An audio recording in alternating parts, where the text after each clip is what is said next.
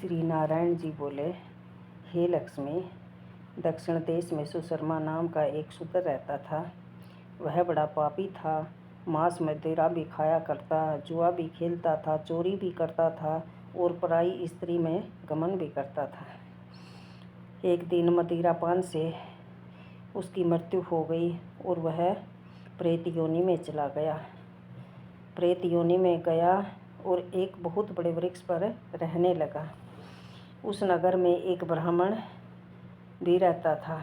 वह सारा दिन भिक्षा मांगकर अपनी स्त्री को लाकर दे देता था, परंतु उसकी स्त्री बहुत क्लेश करती थी, लड़ाई झगड़ा बहुत करती थी।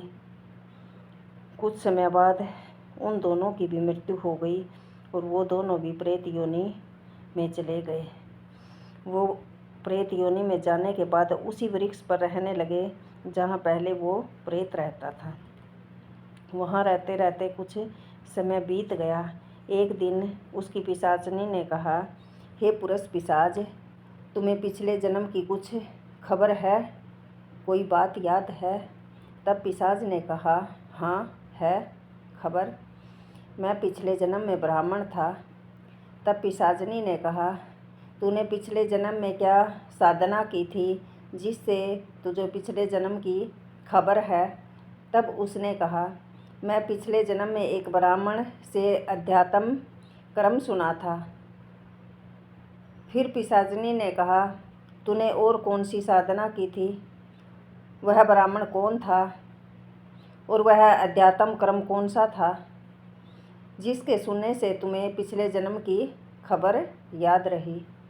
पिशाच ने कहा, मैंने कोई पुण्य नहीं किया, केवल गीता जी का श्लोक श्रवण किया था।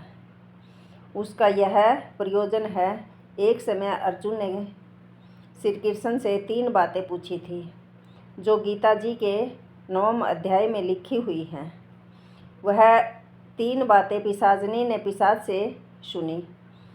इन बातों को सुनते ही एक और प्रेत उस वृक्ष से निकला। उसने कहा, अरे पिशाचनी, यह 3 बातें फिर से कहो जो अभी सुना रही थी। पिशाचनी ने कहा, अरे तुम कौन हो? मैं तुझे नहीं जानती। मैं अपने पति से पूछती हूँ, यह कर्म कौन था जिससे पिछले जन्म की खबर याद रही? इन बातों के सुनते ही प्रेत देह तत्काल छूट गई। देव देव पाई स्वर्ग से विमान आए और उस पर चढ़कर वह कूट को चले गए। श्री नारायण जी ने कहा, हे लक्ष्मी, ये 9वें अध्याय का महत्म है। राधे राधे। ओम नमो भगवते वासुदेवाय नमः।